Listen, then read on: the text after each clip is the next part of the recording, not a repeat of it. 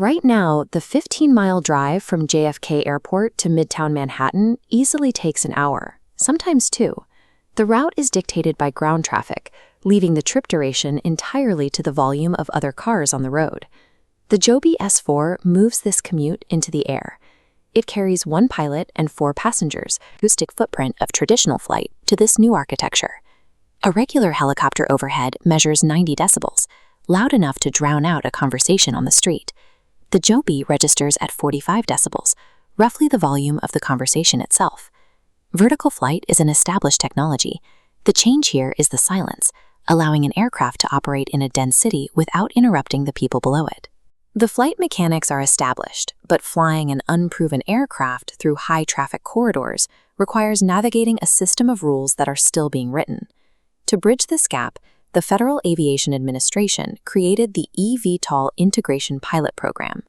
This temporary legal framework allows new aircraft to fly real routes while the government drafts long-term safety standards.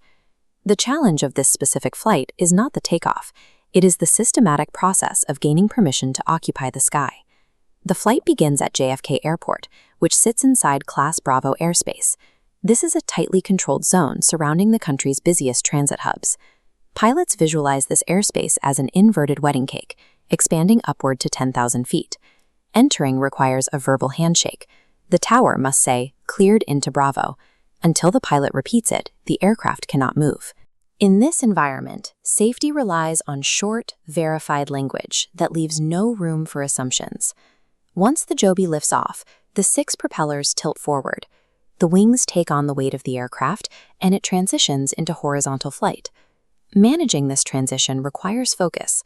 The pilot must monitor the mechanics while filtering a constant stream of radio traffic from other planes.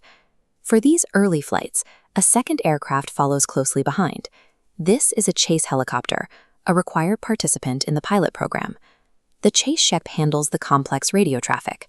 By acting as a communicative shield, it allows the Joby pilot to concentrate on the new mechanics of the flight itself. This support is designed to be removed. Once the flight patterns are memorized and the rules are finalized, the chase ship will no longer be necessary. High-stakes testing involves these human safety nets. They provide a buffer while the system transitions from an experiment to a standard operation. Leaving JFK, the flight follows the Brooklyn coast and enters the special flight rules area over the harbor. The communication rules change here. There is no central controller directing the aircraft. Instead, the corridor is designed to run itself. Order is maintained through shared awareness.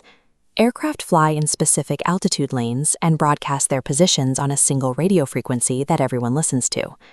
Pilots report their positions using massive landmarks rather than GPS coordinates. A call like Statue of Liberty, southbound, is used because it is instantly recognizable. Announcing a location at a landmark allows every other pilot on the channel to build a mental map of the traffic around them.